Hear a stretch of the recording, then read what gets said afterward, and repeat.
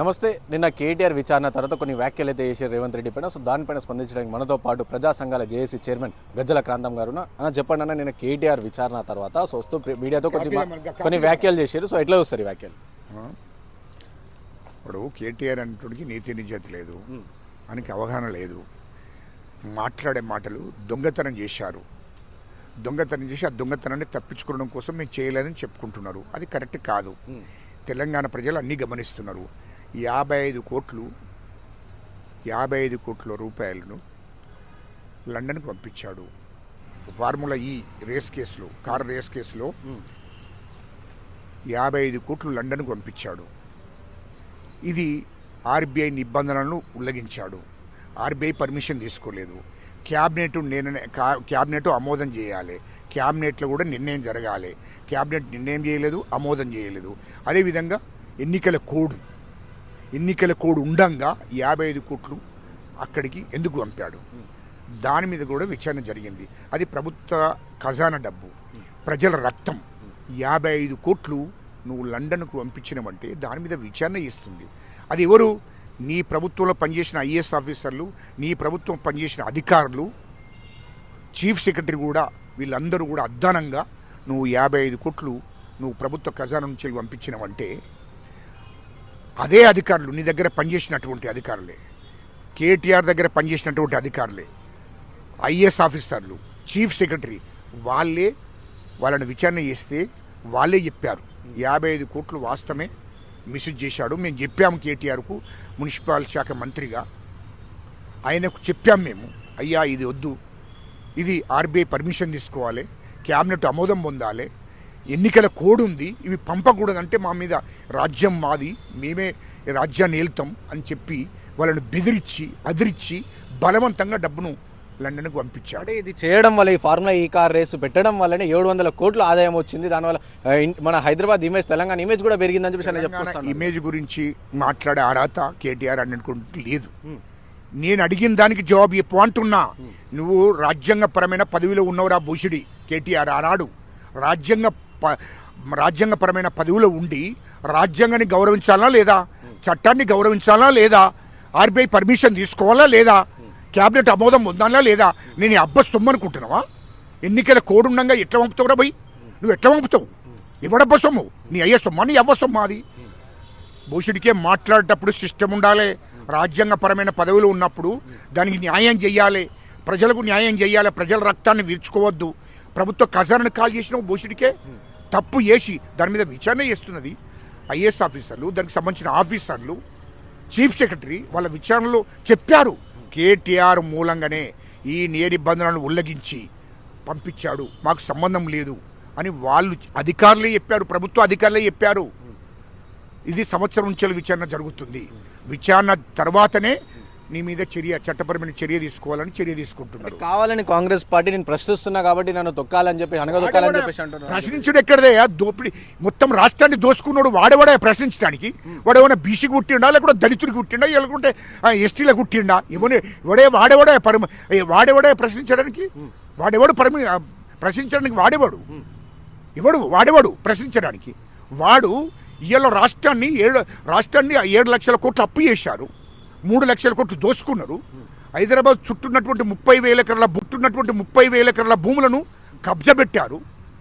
అది నిజాంకు సంబంధించిన వంశస్థుల భూమి కోసమే వీళ్ళు ధరణి తీసుకొచ్చారు. ముఖ్యమంత్రి కేసీఆర్, ఆనాడు మాజీ ముఖ్యమంత్రి కేసీఆర్ ధరణి తీసుకొచ్చాడు. ఆ ధరణి తీసుకొచ్చి నిజాంకు సంబంధించిన భూములను, వాళ్ళ వంశస్థులకు సంబంధించిన భూములను, 30,000 ఎకరాల భూములను ధరణిలో ఎక్కించుకొని బినామీల మీద ఎక్కించి 10,000 ఎకరాల భూములు అమ్మేసి 20,000 ఎకరాల భూములను వాళ్ళ బినామీ, కేటీఆర్ బినామీ పేర్ల మీద, హరీష్ రావు బినామీ పేర్ల మీద, కవిత బినామీ పేర్ల మీద, కేసీఆర్ బినామీ పేర్ల మీద, అందరి పేర్ల మీద వేసుకున్నాడు.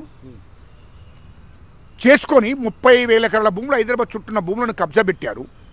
ఆ భూములను వాళ్ళ బినామీ పేర్ల మీద ఎక్కించుకున్నారు. విద్యుత్తులో 80,000 కోట్లు అంటే 30,000 కోట్లు దోసుకున్నారు. కాళేశ్వరం అందులో 30,000 కోట్లు దోసుకున్నారు.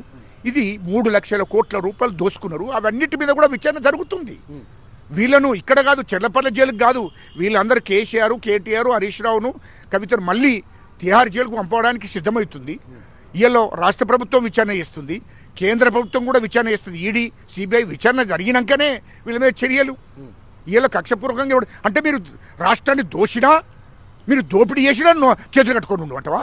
అది ప్రజల సొమ్ము, అది ప్రభుత్వం సొమ్ము. భూషుడికే ఎందుకు కుంటారా? మొత్తం మీరు ప్రతి రూపాయికి అక్కిచ్చేదాకా కాంగ్రెస్ ప్రభుత్వం ఊకుండదు. జాగ్రత్త.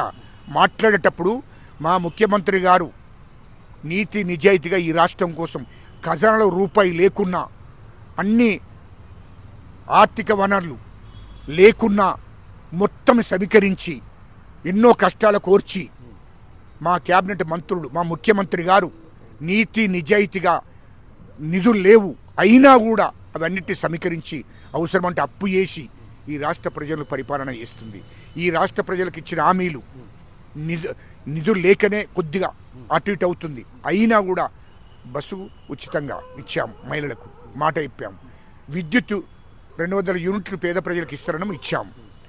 అదేవిధంగా సిలిండర్ ఇస్తారనం ఇచ్చాం. మరి రైతు భరోసా ఇస్తారనం లేటుగా ఇచ్చాం. అదేవిధంగా రైతు రుణమాఫీ చేశాం. ఇంకేంద్ర భయ్, మీరు ఇచ్చిన హామీలనే నెరవేర్చలే. ఇప్పటికీ మీరు ఇచ్చిన హామీలే నెరవేరలే. మీరు దళిత బంధు ఇస్తారని ఇచ్చినారా? బీసీ బంధు ఇస్తారని ఇచ్చినారా? 3 ఎకరాల భూమి ఇస్తారని ప్రతి దళిత కుటుంబానికి ఇచ్చిండ్రా? దళితులు ముఖ్యమంత్రి చేస్తారని చేసిండ్రా? నిరుద్యోగులు తెలంగాణ వచ్చే ముందేమన్నారు? తెలంగాణ వచ్చిన తర్వాత ఇంటికో ఉద్యోగం అని ఇచ్చిండ్రా? అంటే తెలంగాణ ప్రజలను మోసం చేశారు, దగా చేశారు.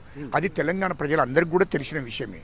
కాబట్టి తెలంగాణ ప్రజలను తప్పుదో పట్టేయడం కోసం కేటీఆర్ నీతి వాక్యాలు చేస్తున్నాడు. వాడు దొంగలంటే 4 దొంగలు కలిసి ఈ రాష్ట్రాన్ని దోషేశారు. కేసీఆర్, కేటీఆర్, హరీష్ రావు, కవిత.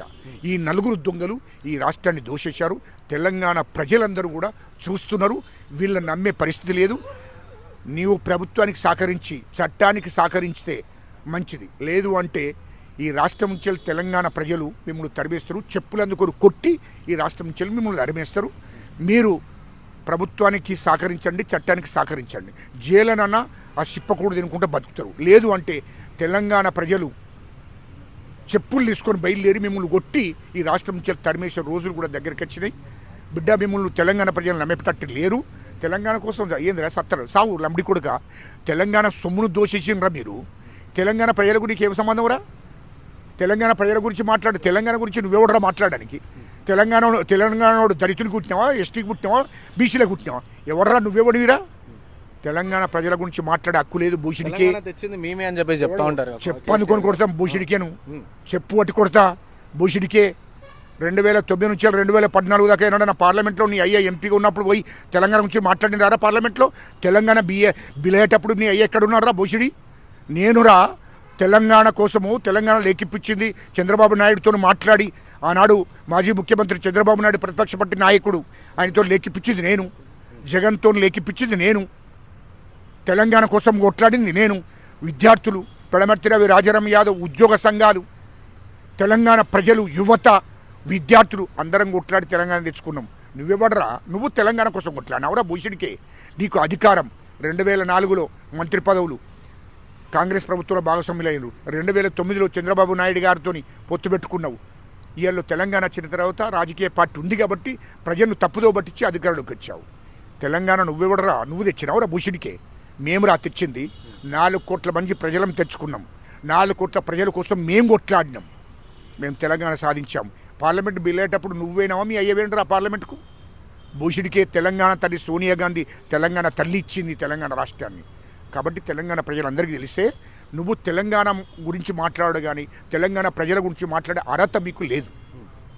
సో ఫైనల్గా చెప్పండి, ఇటు కాంగ్రెస్ పార్టీకి సంబంధించి అప్పుడు ఎన్నికల టైంలో రాహుల్ గాంధీ కూడా చాలా సందర్భాల్లో, రేవంత్ రెడ్డి గారు కూడా చాలా సందర్భాలు చెప్పారు. ఇటు చాలా వరకు భూములన్నీ కొల్లగొట్టింది కేసీఆర్, వాళ్ళందరూ ప్రతి ఒక్క పైసా కక్కిస్తా అని చెప్పారు. కానీ ఇప్పుడు చూస్తే కేవలం 55 కోట్ల స్కామ్లోనే ఇవన్నీ కూడా ఎప్పుడు చేస్తారు? 55 కోట్లు కాదు, ఇది మొదలే, ప్రారంభమే.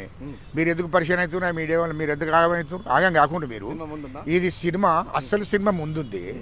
ఇది సీరియల్ కొంచెం అట్లా రిలీజ్ చేశాము. ఈ సీరియల్ కూడా మొత్తం కాదు, కొద్దిగానే. దీని అసలు సినిమా వేరే ఉంది. సినిమా చూపిస్తారు. ఎందుకు తొందరపడుతున్నారు? మా రాహుల్ గాంధీ గారు, మా రేవంత్ రెడ్డి గారు అసలు సినిమా ముందుంది. ఆ సినిమా మంచిగా చూపిస్తారు, మీరు తొందరపడకండి. సీరియల్లో మొదలు కొంచెం స్టార్ట్ చేశాము. ఈ సీరియల్ ఇంకా స్టార్టింగ్లోనే ఇంత పరిచయం అవుతుంది ఎందుకు? పరిచయం కాకుండా ఇంకా బాగుంది. 3 లక్షల కోట్లు 30,000 ఎకరాల భూమిని బయటికి తీయకుండా మా రాహుల్ గాంధీ గారు, మా రేవంత్ రెడ్డి గారు నిద్రపోరు, మా ముఖ్యమంత్రి గారు నిద్రపోరు. ఇది పేద ప్రజలకు వంచేదాకా నిద్రపోరు అని చెప్తున్నాయి. విన్నారు కదా, ఇది గజ్జల కాంతం గారు చెప్తున్న పరిస్థితి. సో ప్రధానంగా ఇప్పుడు కేవలం ఇది సీరియల్కి మాత్రమే, ట్రైలరే మాత్రమే. సో ముందు సినిమా ఇంకా చాలా ఉంది. అండ్ అలాగే ఏం అర్హత ఉందని చెప్పేసి కేటీఆర్ తెలంగాణ ప్రజల గురించి మాట్లాడతారని చెప్పి ప్రశ్నిస్తున్న పరిస్థితి కనిపిస్తుంది. కెమెరా పర్సన్ పవన్తో Rana Pratap, reporting YNTV from Hyderabad.